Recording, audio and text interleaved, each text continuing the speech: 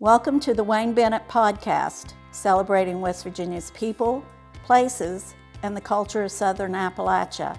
Now here's your host, Wayne Bennett. Welcome to Wayne Bennett's podcast. I'm your host, Wayne Bennett, and it's May the 1st, 2026.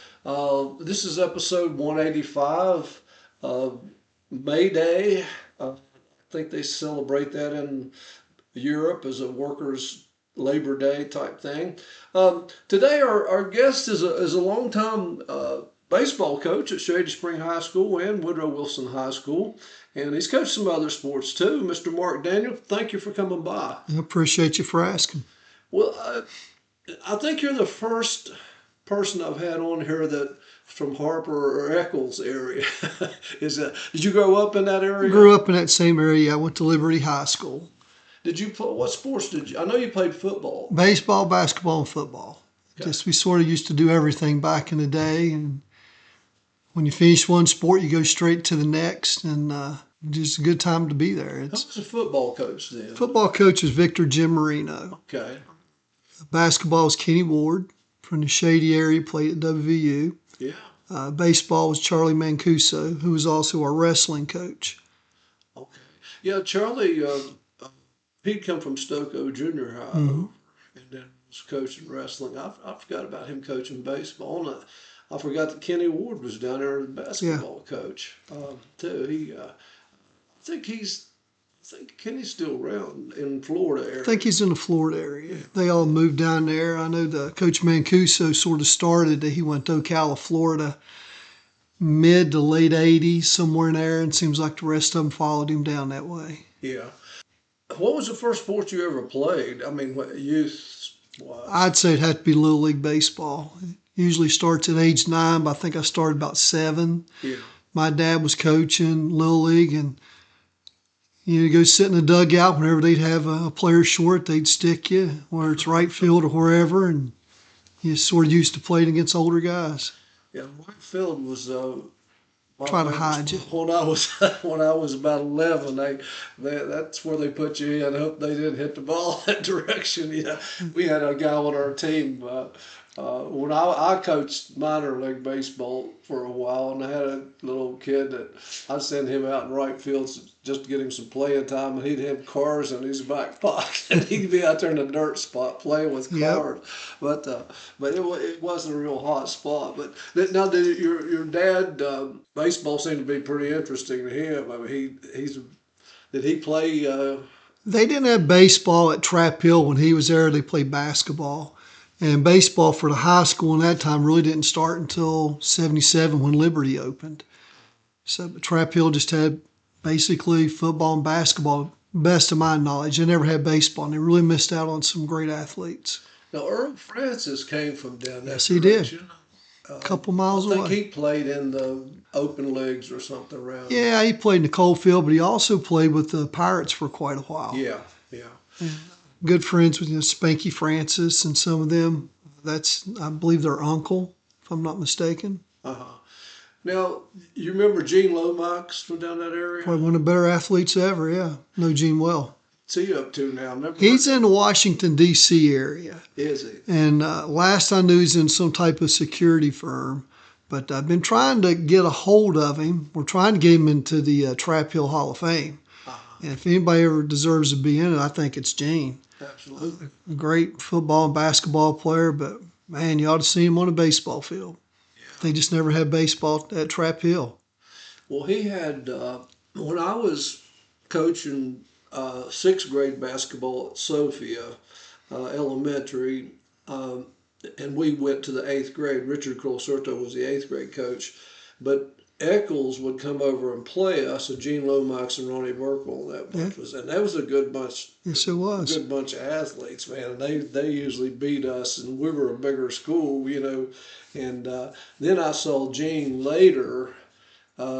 He would up in the softball league, city softball league. He played for Eccles Produce or something, and he was a great guy too. He was great guy as far as I know.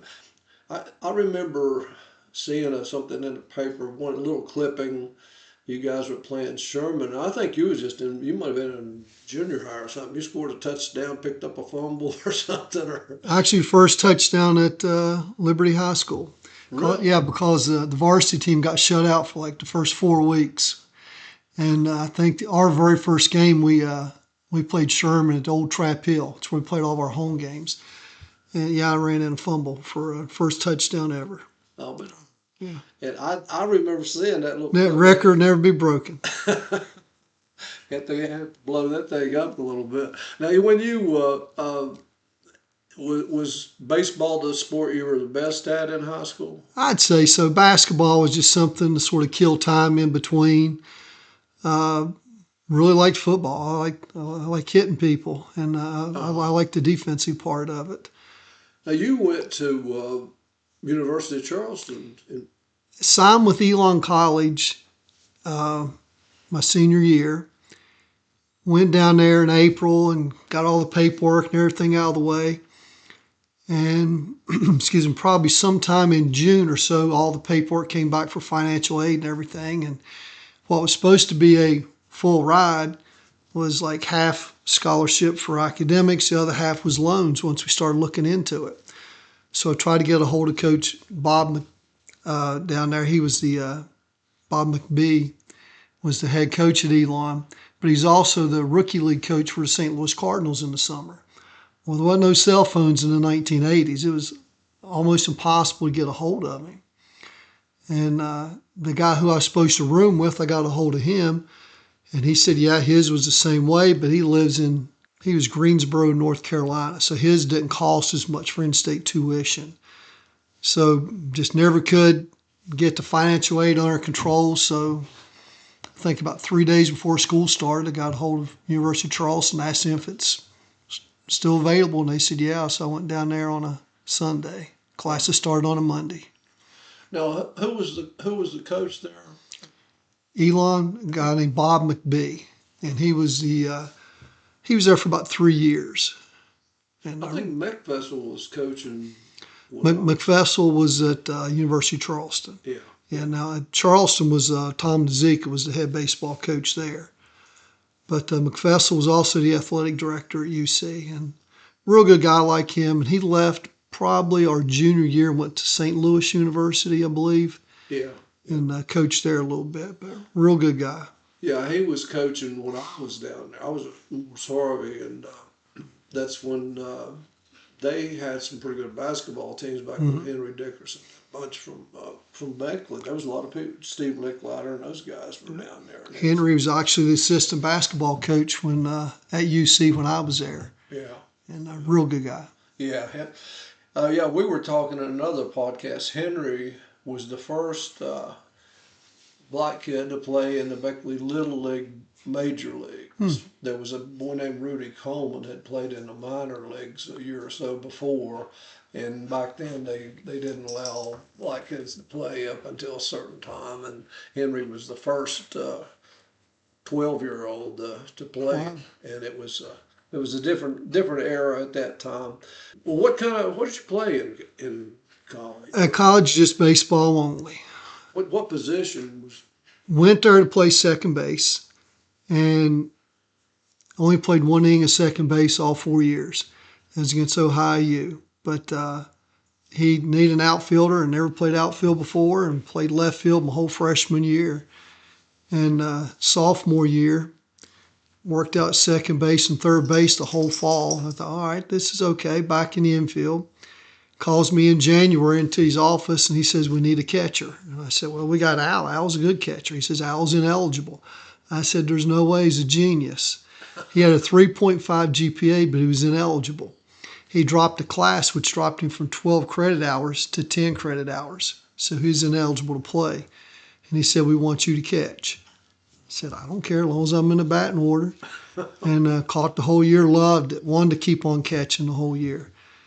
Then junior year, played the outfield, senior outfield again. Catch is a whole different world. I did it 1 year in Babe Ruth, kind of an emergency thing too. Our catcher got mad and quit, and we were in the middle of the season, and I had to kind of fill in there. But Man, you got to know what's going on all the I, guys I like really Joe enjoyed Goddard and that. them guys that did it forever. I mean, it's amazing, you know. And some of the I never picked up the skills that those guys could do, but I mean now watching them on TV, the pros, I mean they're just those guys are so athletic. It used to be Yes, they they are. take the fattest guy on the team and put him behind the plate, and that's Not changed. anymore. No, No, it don't you happen. can't hide people anymore. And as you were playing the sport and growing up, who was your favorite team that you followed, a professional team? Always the Cincinnati Reds. And just because my grandfather, he'd always listen to him on his porch, and he was blind from a accident in, I believe it was a lumber yard. And he'd always be listening to the Reds. And we just sit on the porch listening to the Reds because he was never on TV at that time. Maybe Saturday if he's Yeah, lucky.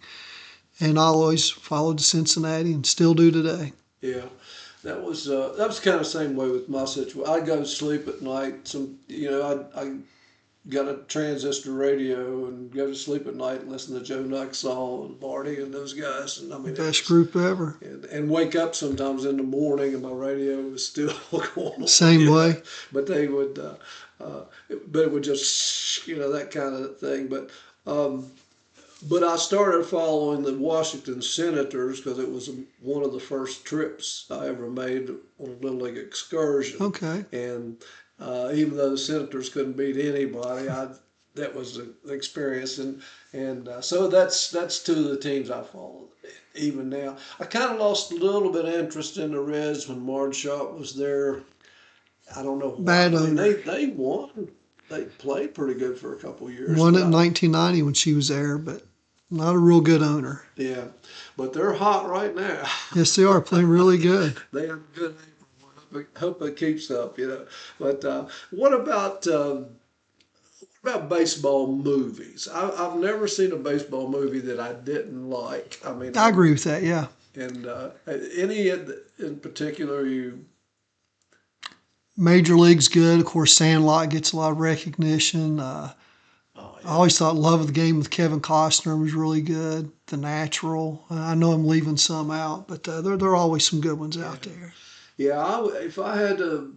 Bang the If I had Drum to pick slowly one, is a I'd little say different. Field of Dreams, but Field of Dreams real I good. loved Sandlot and The Natural. And I got a book that I'm reading now called The Outsider of Baseball. And they talk about some of the old semi-pro baseball teams and some of the black teams, some of the Cuban teams that were back before 1950, and it's an amazing. But in one of the chapters, it tells a story of a guy who would have actually the Roy Hobbs story. The Okay. National was kind of followed him. It was a real life Roy Hobbs, and this guy just disappeared for like 7 years, and then all of a sudden he comes Came back, back. and it's a great story. I've only read a few chapters, so I haven't finished the whole thing, but it's pretty neat. But now you took after you got out of college, you majored in phys ed, I guess. Phys ed and health, and I actually graduated in 3.5 years from UC. And all I had to take was music appreciation in the spring to be eligible. But my counselor, she wouldn't have none of that, Mrs. Jones. She says, "No, you're taking science classes." And we fought for 3 days over it. And she made me take 18 hours of science classes. And all I had to do was finish my student teaching in science. And the way I got hired in Raleigh County back in '85 in the fall was to teach science at Old Beckley Junior High. So it was really weird how that worked out. And Well, when I was down there, we had to do our student teaching in Kanawha County. I did that, yes. Did that with phys ed and health at Canassia Elementary in George Washington. But then when I graduated, I did a little bit of it at Beckley Junior High as I was teaching at the same time. Well, I ended up over at Washington Junior High, and it was tough side of town. It is, It was, yeah. and when I got done with the student teaching, I was trying to get a job. I said Washington, Woodrow Wilson Junior High. I applied for a job up here at Woodrow Wilson High School, and I told the principal down there, who was a Raleigh County boy, Joe Beavers, and I said, I'm not much older than these high school guys. And he said, if you can handle this junior high job, you can handle this. That's true. And that's kind of the way it went. But how did you get the Shady Spring baseball job?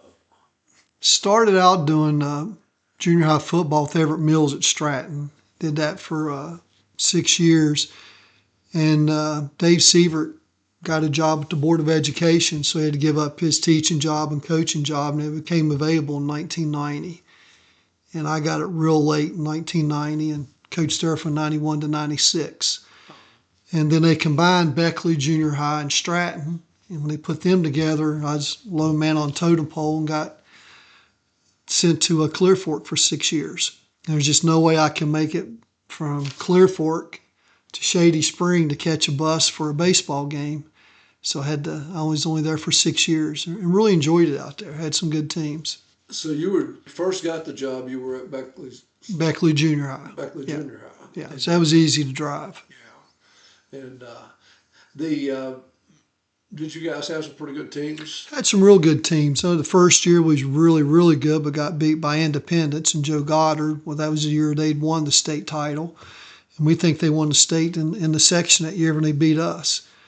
And then we won the sections 3 years in a row after that, made the state tournaments a couple times.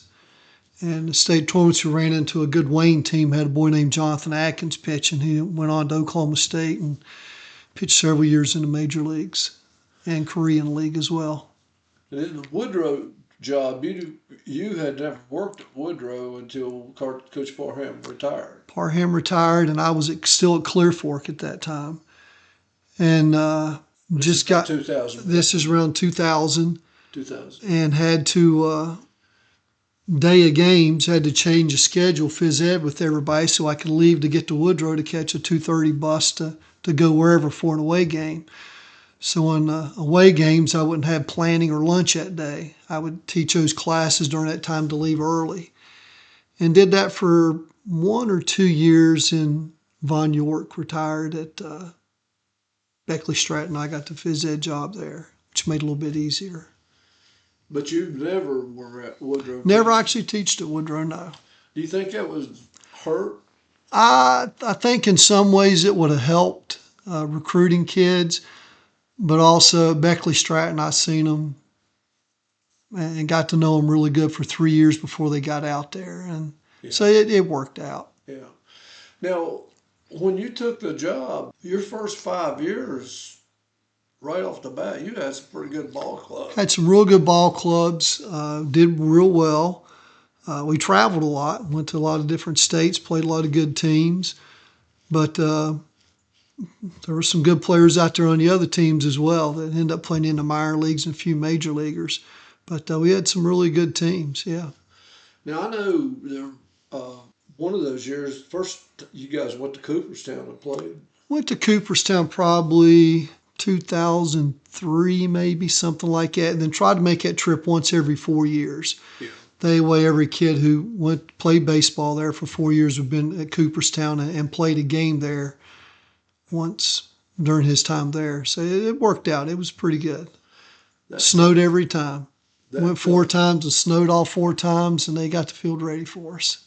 That would be a memory there for any kid. I mean, just to go and you guys played Shady once, didn't you? Yeah, we played Shady once. You had to find your own teams to play. We played Jefferson up there the first year, and John said it's one of the worst beatings he's ever had as a coach when we played him there. Played Carroll County out of Virginia. Was scheduled the next time we went in 4 years to play a team out of Michigan, but they had so many snow days they had to make up school on a Saturday. So that's where we took Shady with us, just to have somebody to play. Yeah. And but yeah, we played up there 4 times, and we won all 4 years we was up there. And what was the field like up there? The field's really big. It's nice, old grandstands. Sort of reminds you of Bluefield back in the day, the way it was. But everything was the same dimensions as when Babe Ruth and all them played there. But it was really nice. Doubleday Field's right in the middle of the town, and they still play games there year round. It took a lot of fundraising. It took a lot of fundraising at Woodrow for everything, but at that time you didn't have to pay as much for the tour buses. Tour buses are really taken off right now. They're really outrageous. But we'd go up. We'd leave 10:30, 11 o'clock at night. Stop in Wilkes-Barre, Scranton at a Cracker Barrel for breakfast about 6 o'clock. Bus on in and spend the whole day in Cooperstown, then play the next day. And, the kids go through the shops and see a lot of different things. They're just as neat things you can see inside the shops and the wax museums. The Hall of Fame is good. And had one kid said, he said, this Cy Young must be pretty good. His name's everywhere. I said, well, that's why the award's named after him. He was pretty good.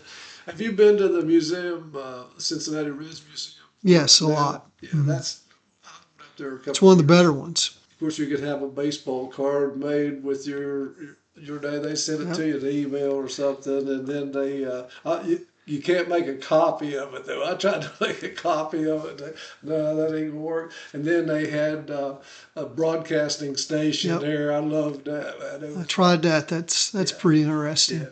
And I was very fortunate. The very first year when the Senators evaporated and the Nationals hadn't come back in, I became a Cal Ripken in Baltimore. Okay. And I was the first year that they had the park up there, the Camden Park, or I guess it was.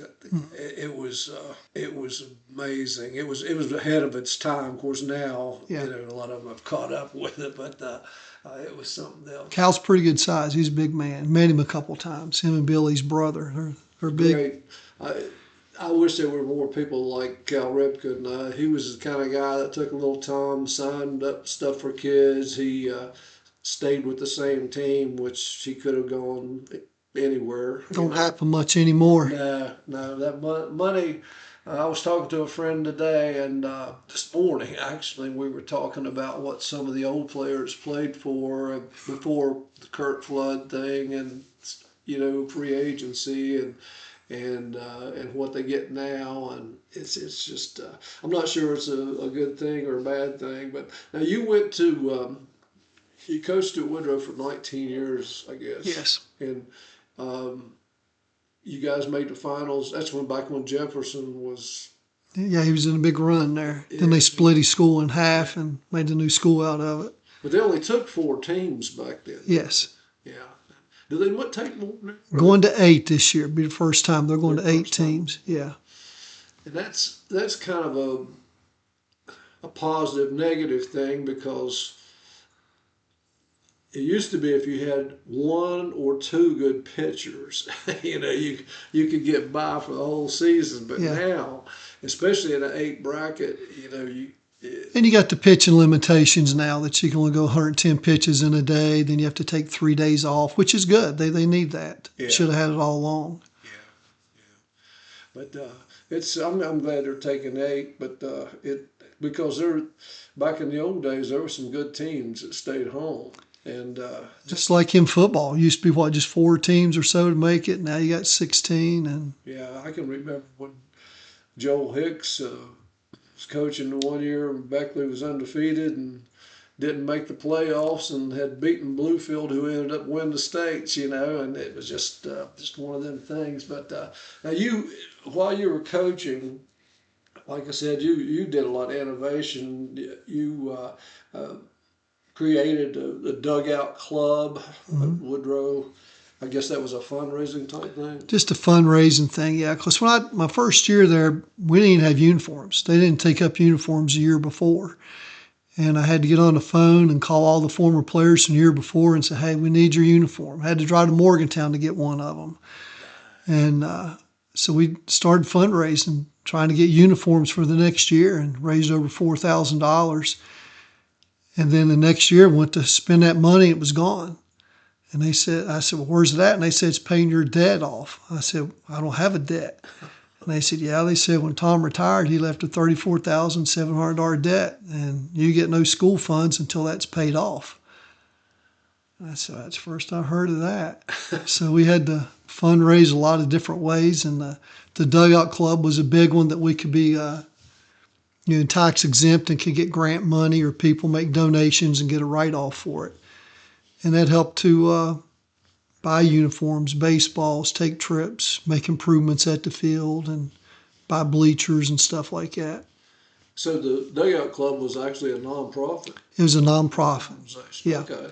Now you also had you started the Baseball Hall of Fame. Mm-hmm. Started that, yeah. And you had sometime or another you started having a wooden bat tournaments. Started a wooden bat probably around 2002 or 3, just another way to something different to get teams to come in and also make money and bring 4 teams in. And the first year we used wood bats, and it started breaking, started getting into our profits a little bit. So at that same time at Buffalo Putnam, a guy named Jimmy Tribble invented a metal wood bat, which was an aluminum bat with the handle, but the half up from the sweet spot up was wood. And it really caught on big, and we started using metal wood bats. We use them in practice all the time too. And Jimmy did real well with it, has them all over the country, and China was big in buying these bats and stuff. What do they use now? Just all metal? All aluminum, yeah. I know when I was in high school, it was wood until my junior year. The Adirondacks come out, and the Eastons come out my senior year, which was a big thing for us. Did you ever notice the ball change being livelier as you coached, or was it just?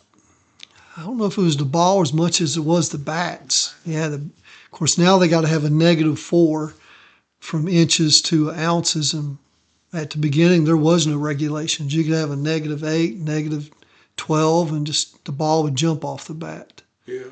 Dangerous. Imagine some of those guys, pros, hitting with a metal bat. I know. It would be. I've rode off to Major League Baseball for about 10 years now, that for the All-Star game, when they have the home run derby, they have that golden ball. If you hit it, you get like bonus of 30 seconds and all that. I think they need to have a bonus round of aluminum bats. Just the ball would jump out some of those stadiums. Now you also you work in camps in Pennsylvania, Maryland. Worked at University of Tennessee a couple of years down at Rod Delmonico doing baseball camps, and don't know how I got hooked up with a guy named Jerry Babbitt. He was a lawyer in between D.C. and Baltimore, and he ran a Babbitt baseball camp. He rented out Gettysburg College, and I went up there for 13 years with him, 6 weeks every summer, and just coached kids for the first 2 years. And he came up one year and he said, we had a vote, and all the coaches voted you the field manager for next year. You run the thing.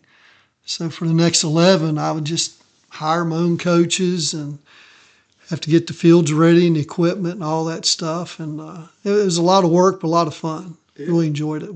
And you learn from other people. You do. And I would be on a golf cart driving around and making sure everybody's doing what they're supposed to be. And I'd eavesdrop and listen to what they're teaching and what they're doing. And we'd be anywhere from 150 to 600 kids a week. So it was pretty good size. And that's I used to work a lot of wrestling camps in the summertime and go out of state, different places, and just pick up. One year, we were in Greensburg, Pennsylvania, and the guy who was my roommate became the head coach at Oklahoma State, and a few years later was the Olympic coach. Wow! And I mean, it was just it's connections. I just loved it. We would sit and talk till we'd go to sleep at night. It was just learn so much from some of them people.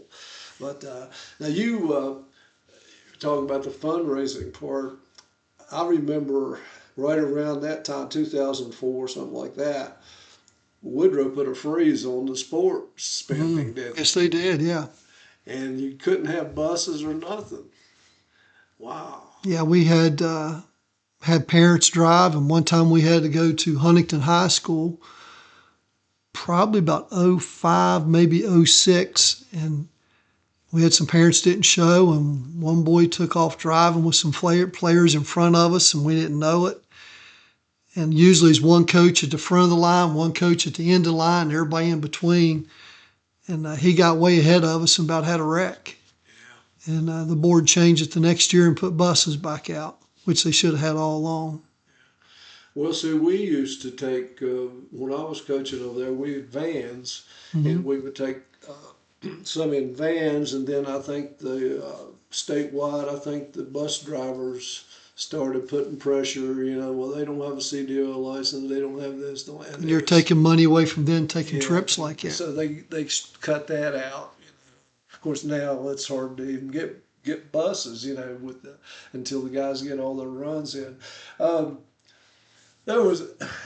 It's kind of some things that I can remember. It was kind of, say they were amusing. I remember the Post 32 was using the field some, and I think maybe Everett Mills might have been the athletic director, and they were thinking they were supposed to get the field more or something, and people don't understand the wear and tear on a grass field, just and I don't know how you guys got it solved, but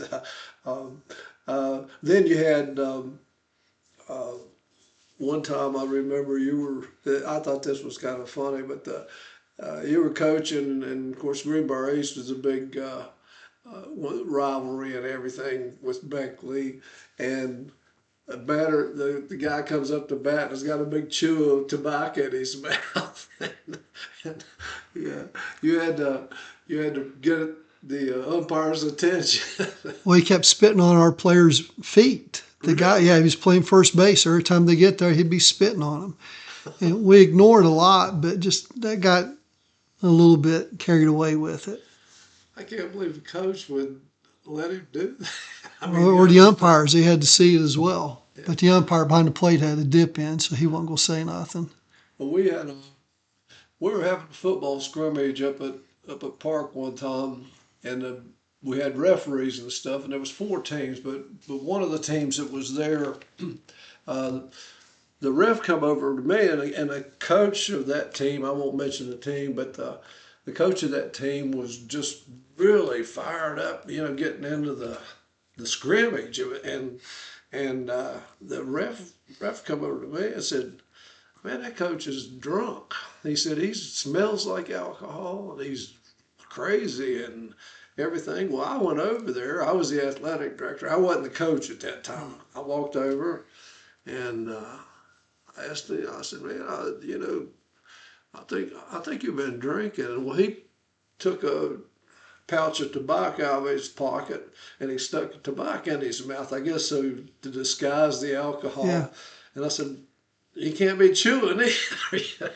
Well, I called his principal, and his 2 assistants testified that he had been. They picked him up at home in the school bus. The bus went by, picked him up, and he was drunk. Wow! And it was just one of them things. Probably done it more than once. The guy actually was a pretty good coach, but not that day. But he got relieved of his duties. And he should, yeah. But it's funny some of the situations you get into. But now we talk about some of the teams. In 2002, you guys were really good, and in 2003, y'all started the season off preseason ranked number 1 in the state, and I don't know whether it's ever been done again or not. We did it again.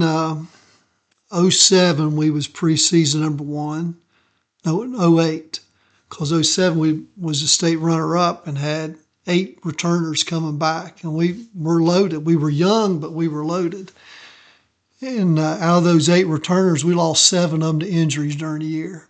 Oh. A couple for a whole year, and some of them for 5 or 6 games here or there, and just one of those freaky things, injuries. You said you were part of the Midwest baseball schools also, but family, you have one daughter? Got one daughter, Mallory. She's graduating from WVU this spring. She's majoring in exercise physiology, and she starts med school in July. Where's she going to med school? Osteopathic school in Lewisburg. Oh, Yeah, real good school. We was pleased with it. Went up there a few weeks ago for an orientation, and really happy with it. that's a great school. It seems like it. Just take care of you when you get older. Hope so. I hope so.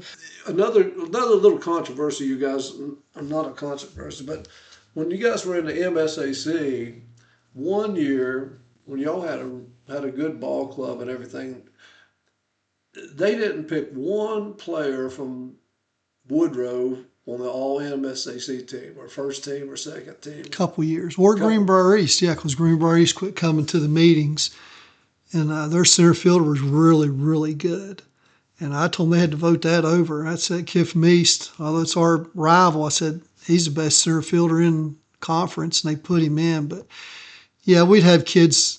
Lanny Metis, first team All-State, second for 3 years. He's sophomore, junior, senior year. And they'd always vote somebody in the Kanawha Valley as the conference catcher, which didn't make any sense at all. And it was political. Yeah.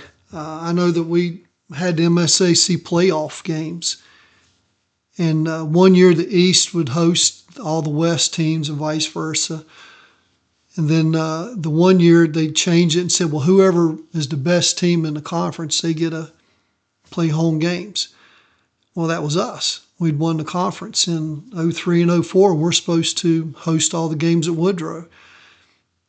A couple of days before, on that Sunday, we had the meeting. They changed all that. And so we play a game Monday at Huntington, and on the bus drive back, have to call, tell them that we won. Where do we go the next night? And you'd have to go to Princeton or wherever, and just not a real good ran conference at the time. Yeah. I don't know. Woodrow, of course, got back into the conference, and I guess they'll be in fully next year. Starting this fall, I guess. Yeah, and I think in this particular case, this time it's almost out of necessity for football and stuff because Southern West Virginia is losing so much population, and there's no. The only 4A schools down in this area is Oak Hill and Beckley right now. I don't think we really need 4 classes in West Virginia anyway, and that's what's hurting on them. Because you get penalized for playing somebody AA and AAA with the point system. Yeah. But yeah, they need to change that.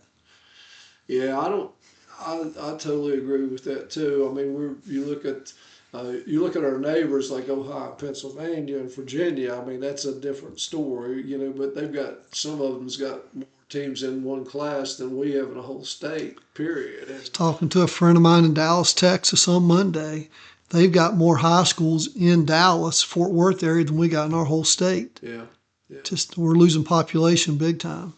Yeah, it's almost like, and you go to some of the tournaments, like especially in boys and girls basketball, in the first round, most of the time it's watered down. So, I mean, some of those teams, I think a real good middle school team could give them a good ball game, Yep. and it's, but I don't know whether that's going to change or not. I know they've, of course, like in 4A, you got 20 schools, well, 16 of them make the playoffs in football, and I don't know. I'm not sure what's going to. And since you brought that up, what do you think about? I mean, the legislature passed a law a few years ago about players could move, one time and come back, and now they've changed it back a little bit. Yeah. But to me, I mean, there's no loyalty, or there's no. I don't even know how. Kids transfer way too much, and Kanawha County's been probably the worst for that for years. They transfer all over the place. Yeah. Or a sister would be at one school, the brother would be at a different school playing, and it's out of control. Now, if you want to give them at one-time transfer between 9th and 10th grade, I think is the way it is now, what they want to do, that's okay. But it kills the schools.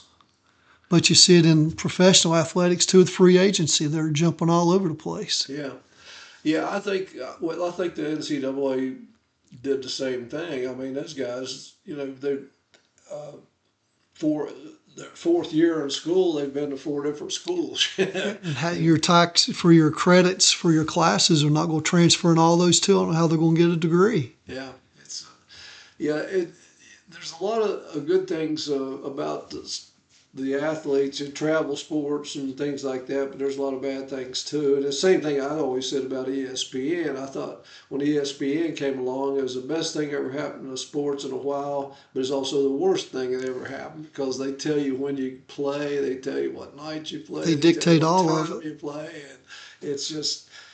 Used to be college games were on Saturday, high school games on Friday, football wise, and that's when you watched it. But it's not like that anymore.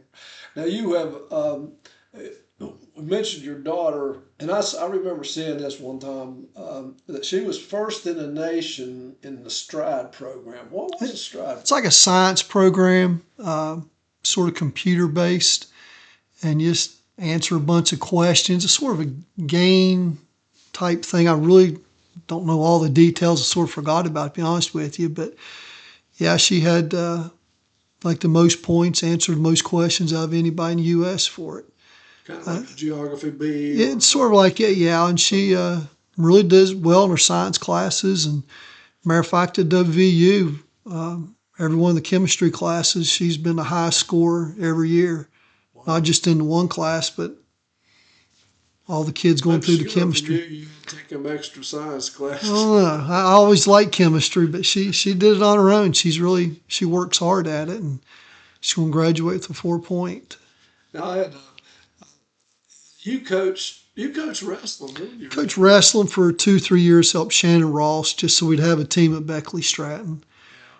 Yeah, they had problems there for a while. I know a couple years they got permission to send some kids over to the park, and they would ride a bus from Beckley Stratton over to us, and it was kind of, we only got about 5 or 6 kids, and a couple of them were helped a lot. And they were all good kids, but usually by the time they got there and they got dressed and they got up, they done missed 45 minutes of practice, and it was better than nothing, but it didn't work out as well. Now they're throwing girls sports in. Yes, they are. What will they ever be able to find enough wrestling coaches? But it worked out at that time. Now some of the honors that you got over the years. Of course, you got a squeeze of the water bottle from my I remember that, yeah. 2010 and 2015. Yeah, I read that all the time. Yeah. And you got to work with your dad. Your dad helped coach. Helped out at Woodrow for several years, yes. Wow. Who were some of your other assistants? First year was Billy Hart and Mike Staten, two former players that played for me at Shady Spring. And Vince Colcerto was there for 1 year. Philip Dunford and Scott Harmon helped out in about 2003, 2004. God, I hate leaving people out. Dale Stafford, I guess, came on board around 06 maybe, somewhere in there. Stan Unroe was a little bit after that. Stan Fansler was about in the mid-teens area. That's a good bunch of... Had a lot of good ones, just like Mike. Mike moved to Colorado because he lost his job here. Scott was with the Red Cross and got transferred to Huntington, Ashland area. So we had some good ones and just started losing our jobs around here, and you got to try to find them. And nobody was really going into education. A lot of people wanted to help you, but at that time they had to be in the school system or took a substitute degree. Well, now you can take classes to be certified as a coach, which it helps. You need to find them. Yeah, that situation when I first started coaching junior high wrestling, I didn't have an assistant, and then I had an old boy come hang around a while that used to wrestle Woodrow, and then had a couple of parents started helping me, and they did for 2 or 3 years, and then the county told them they couldn't do it no I know. more. They had to get certified, but they didn't have classes and stuff. They couldn't get certified. We used to bring people in to pitch for us. If you need a left-hand pitcher, bring Ronnie Famous, somebody in, and they said, well, you can't do that no more. He's got to take the coaching class. Well, that's what cost a couple $1,000s. Well, can I bring him in as just a guest speaker? If he's a guest speaker, does he have to take the class? They said no. So we bring him in as a guest speaker for one day and show us how to pitch batting practice. So you try to get around things. Yeah. But you coach of the year, Coalfield Conference. You were the West Virginia baseball coach of the year, A couple times, yeah. state coach of the year. Of course, you're at a Woodrow Wilson Hall of Fame.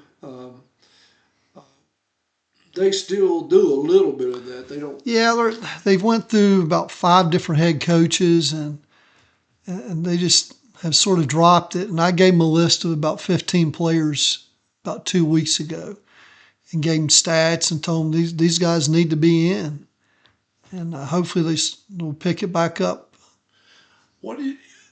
It does seem. I mean, I don't even know who the coach is now. I can't keep up with Woodrow's coaches because, like you said, they have changed a lot, and some of those guys, they were good coaches. It was just situations changed, and they had to get out. But and to me, continuity is It's big. very important, and especially with high school. Yeah, if you can keep your staff together, even your assistants, it really helps out. Yeah. But we developed a criteria of what you had to have be in the Hall of Fame, and we tried to base everything on it. And it wasn't always, stat oriented. It could do some things for the community to help out. But I gave them a list of about 15 people that they really need to get in, and try to back up and get some people that we've missed. Woodrow's lost. Very few athletes come to Woodrow. That are the ones that are transferring and stuff. Most of them are leaving Woodrow. Yes, they are. And they've left them in football, left them in basketball, baseball. And is it because Woodrow's a 4A school?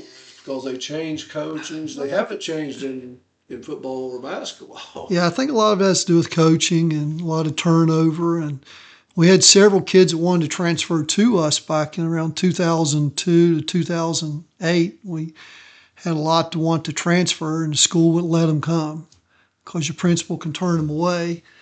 And I'd always ask them, 10 years from now, when you come back to your high school reunion, are you going to come to Woodrow, or are you going to go to the school they're coming from, whether it's Princeton or East or Shady or wherever? And they said, well, I never really thought about it. I said, well, you need to. Yeah. And that turned away a few kids, but I just don't know if you need them for that 1 year. You got some kids who've been putting their time in JV or working up for 2 or 3 years, and then somebody comes in 1 year and takes their spot. I don't know. Yeah, that's tough, and you see it in football all the time. Guys will come in and the team will, and I would, as a parent, I would be upset. If my boy's out there and he's or girl, and they've worked their butt off for 3 years, and then this is a year, and they're going to excel, and then somebody transfers in sitting on the bench, because somebody just moved in, but it's not so much the coaches recruiting or anything; it's the players that recruit. Yeah, players recruit. Yeah, and it happens in college too. Yeah. They go to summer leagues like in the Cape Cod League for baseball. They'll recruit and say, hey, won't you come to our school and play for us? And now they can without any penalties. Yeah. And get paid to do it too. Some of the rule changes that have taken place in high school as far as just the mechanics of baseball.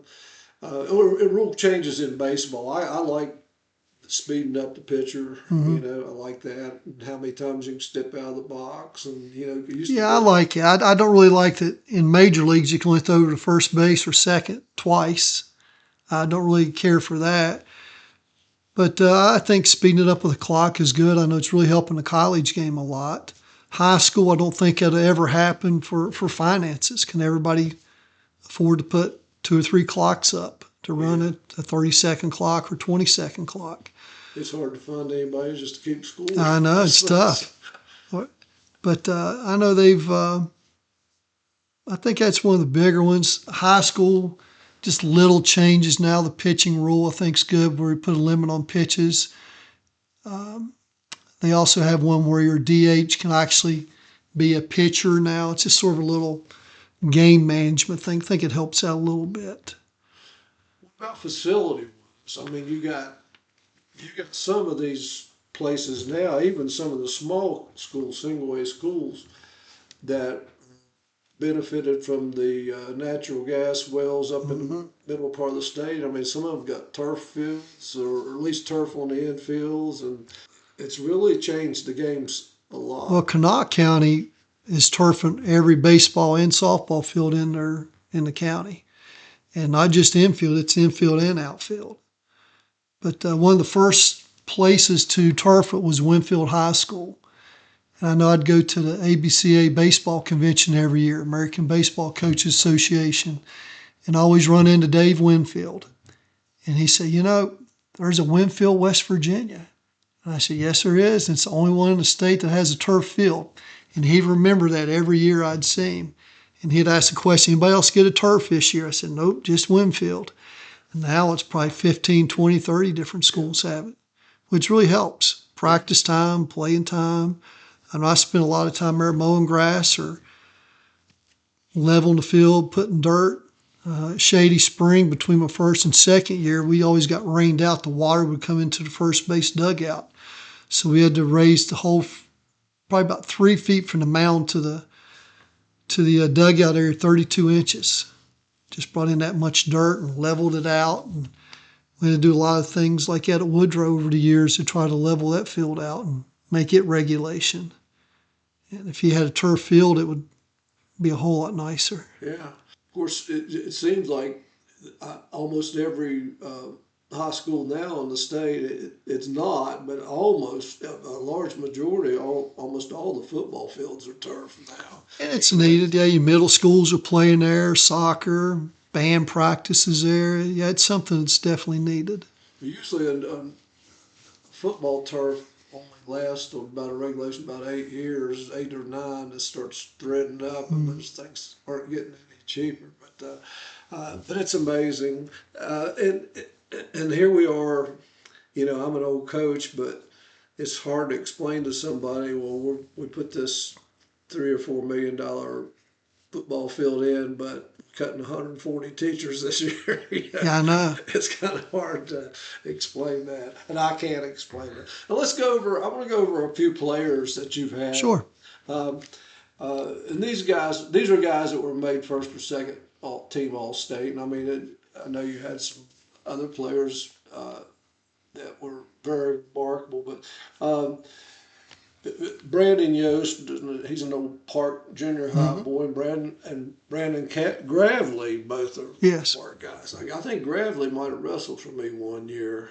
He was an athlete, and he went on and played at Delaware State. Yeah, played baseball up there. Did Jordan or Brandon? Brandon went to Tech for a little while, played some baseball there. He had a lawnmower accident or something, cut his toes. Yeah, that's really funny that not the toe getting cut off, but 3 straight years we had kids lose toes to injuries. Brandon was a lawnmower. His foot slipped and went underneath it. The next year, Matt Coker did it, and the year after that, Ian McCollin was a real good skier, and he always wore his ski boots like 1 or 2 sizes tight or small so you get a real better grip, and got frostbite in his toes. So yeah, but we always had a little joke with the team, nobody can mow grass anymore, make your parents do it. But yeah, Brandon, I think, was the big toe too, which has really hurt his balance a lot. And then he got hurt his senior year. He slid into second, and his finger split in between the base, and he was out about the whole year. Huge loss for us. Yeah. And then the next year, Sean Yergo, John Sullivan, and of course Brandon Gravely again. And Sean ended up going to WVU for a little while. Jeremy Manning. Was John Sullivan a pitcher? John was a second baseman who did a lot of relief pitching for us. Yeah, and he threw a no-hitter in there against James Monroe. He went to Potomac State for a year and ended up going to a place in Kentucky playing some ball. And he's living in Cincinnati now, running baseball camps. Yeah, he has his own facilities up there. And then Jordan Yost, did he play? Went to WU for 3 years and Valdosta State his senior year down in Georgia. Real good baseball school. And same time he was Chip Hedrick. And then Adam Parklow, he caught most of the time. Went to Surrey Junior College down in North Carolina. We had several kids go down there and then end up at Bluefield State playing. Still living in North Carolina. Construction business. The last I knew, he was like a beer distributor. Okay. That's been a while. In 2007 and 8, you had Drew Trump and Lanny Meadows. You mentioned Lanny before. Now, Lanny caught some and played center field some. Lanny could do just about anything. He's a great athlete. But Lanny caught in his senior year. He had a skiing accident and hurt his right shoulder, so we couldn't catch him. We tried to catch him one inning his senior year, and he just couldn't throw the ball back to the pitcher. So we put him in center field, and he'd run everything down. And when he'd catch it, the right fielder and left fielder would have to come as close as they could. He'd flip the ball to him, they'd throw it back in, and we got away with it most of the year. Yeah, tremendous athlete. Three-time first-team All-State. It had a lot to do with it. He's a doctor in town now. And Drew Trump's a doctor down in Mississippi. Yeah. And his brother Tyler's a doctor also. He was on 3 All-State teams as First team catcher for 3 years in a row. 3 years. Yeah. And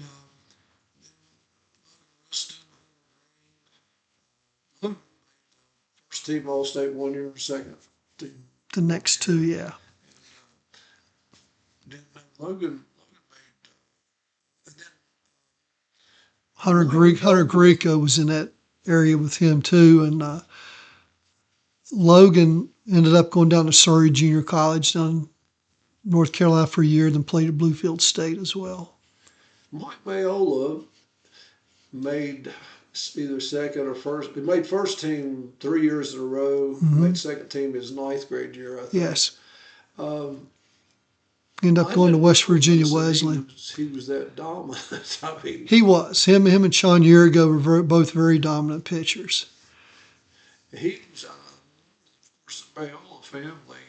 Larry's wrestled for me in high school, and then he was quite a left-handed pitcher in his career at Woodrow. I think they made it to the finals there 1 year that he was there, and he. I think they lost 1-0 to South Charleston, I believe. Him and Andy Wakefield on the same team. Yeah, and Larry wasn't a real big guy. He was a smaller guy, but he had a cannon. And now Mike, was he a power fastball? Or? Yeah, good fastball, good breaking pitch, 88, 91 miles an hour. Did really well. Good shortstop, tremendous hitter for us. Real Was good that ball. Kenny's son? Yeah. He's a painter in the area now, but he played at West Virginia Wesleyan for 4 years. Played baseball up there. Hunter Fansler was 1 year behind him in school, and Hunter's a tremendous ball player himself. Well, there for years there was a Mayola in the lineup somewhere. Little Joe and Kenny. Yep. I don't know. There was We played Legion together or Stand Musial together, a bunch of us. Now you, who was your coach in Legion ball when you played? Mr. McKinney for 2 years, and his son David used to play with us as well, and him and Danny both went to Marshall. And Danny was a good ball player, and I think his dad, Cleveland Indians maybe, played in their minor league system or one of them. He was really good. Then he had a heart attack and died. And Mr. Parklow and Doug Epling took over the last year. Oh, okay. Now Hunter Fansler made the All-State in 2019. That was your last year, Last year, yeah. and then he went to Marshall and then transferred to Tech. W Tech. Yeah, yeah. I seen him play a couple times at Tech, and they had a pretty good ball club that year. They're kind of up and down, the last. They few are. years, and it just. It's getting a lot of local kids to play now, which is good. Gives them an opportunity to play. Now, you've retired from teaching. Yes. You were actually pretty young when you retired. Yeah, I just wanted to follow my daughter. She was running track at the time and cheerleading at Woodrow. Just wanted to watch her last 3 years. And of course, COVID set in that her sophomore year, so there was no track, and basketball season got cut short too. And she had a hip injury that year, fractured her hip. So she didn't run track anymore. She was a real good runner in the 200 meter. And she cheered all the way through high school and cheered 1 year at WVU. And just sort of wanted to follow her and watch her because I missed so much over the years. I know she'd be in a middle school track event up at Woodrow running, and we'd be down at the baseball field playing a baseball game, and I'm trying to listen to the speaker system on the football field, trying to see what events, and so I can try to get up there and catch her. And it just wasn't fair to miss everything for her. My wife did an awful lot. Melody just going to everything I couldn't go to. Does your wife still teach? She's still teaching. She's at Park. Oh, really? Yep. She's got a couple more years she wants to try to go. Yeah, she and my wife, I think, taught together at Fairdale. Mm-hmm. And what's next for you? What do you think you ever go back into coaching? Been some discussions lately, just waiting on the right thing to come along. Yeah. Plan on any travel or anything like that, or you spend your day? Right. You do some such. I do some subbing right now, and not as much as I have in the past. Just a lot of yard work around the house. My wife loves Yorkies. She got another Yorkie, so that's our fourth one, and spent a lot of time with him and just sort of taking it easy. I can identify with that. Yeah, go to a lot of W football games and baseball and basketball. And matter of fact, me and my daughter, we go to a lot of the away games with baseball. We went down to Liberty University when W played there. So we try to follow them a lot of different places. Yeah, wherever they are in the regions where we go. I've followed them some. And of course I follow some of them. Weatherholt is playing for St. Louis, and Scott, and Weatherholt's having a great career. So his high school coach was one of my teammates in college, Tom Davis. Yeah. It's nice to see those guys do well. Good kid. Is there anything that you would do over if you had do it differently if you had a choice, or you pretty well did it your way and that was the right? I don't know if it's the right way. I just the way we had to do things. Yeah. It's like trying to raise money. We would sell advertisement signs in the outfield, and we just didn't have money to buy them. So my wife, we'd buy, I don't know what type of material it was, but we would cut it into 4x6 boards and put it in our family room and get an overhead projector and draw the design the companies wanted. And that's how we sold advertisement on the field for the first 3 or 4 years, till we raised enough money to go to plywood and metal signs and stuff. And I don't know if I wanted.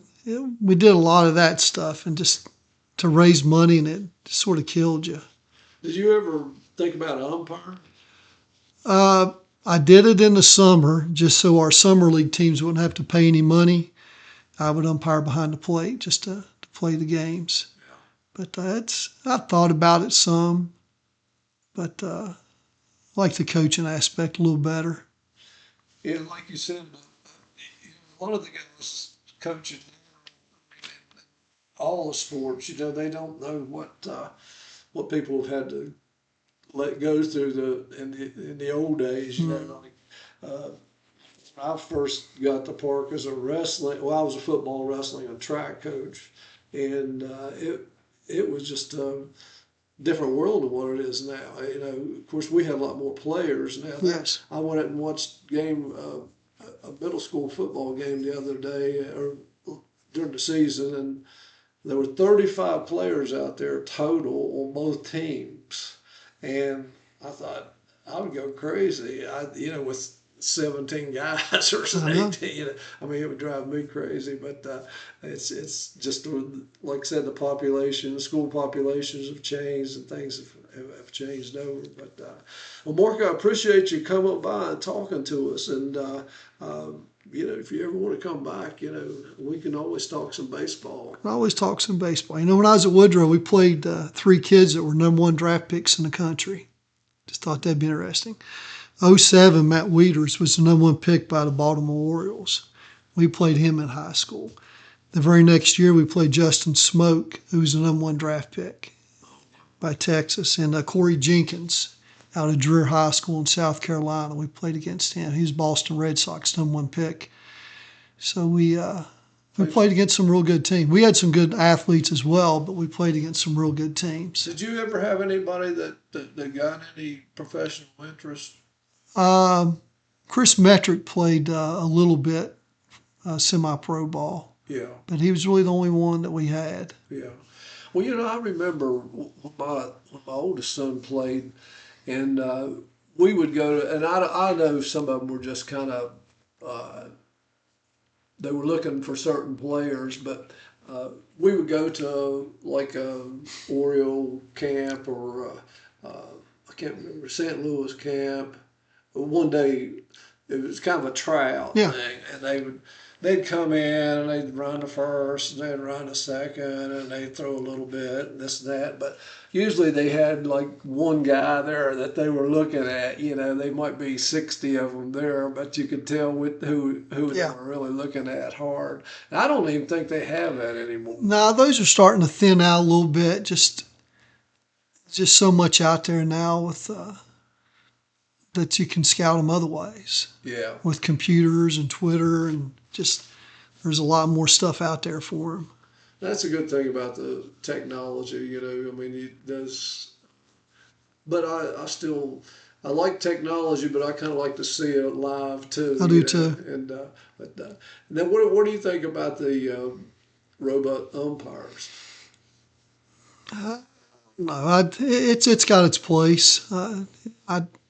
I sort of like having the umpire do it. It's just the way you raise. They're going to miss things. It happens, but they don't miss much. Yeah, I've seen some in college. They miss some big ones Sometimes, there.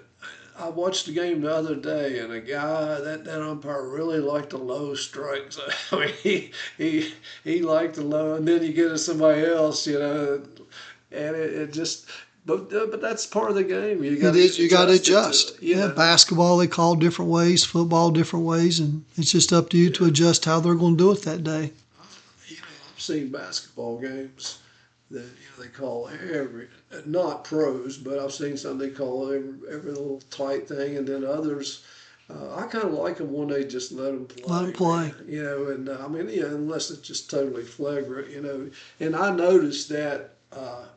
In a couple of the big Final Four college games basketball, they did. I mean, they let them play pretty much. The refs didn't take it over, and even in the Super Bowl football this past year, I think in the first half, I think the refs only made 2 calls. Didn't call money at all. They just let them go, man. That's okay. And I think the fans enjoy it because I don't like seeing the flag every time. Slows everything down.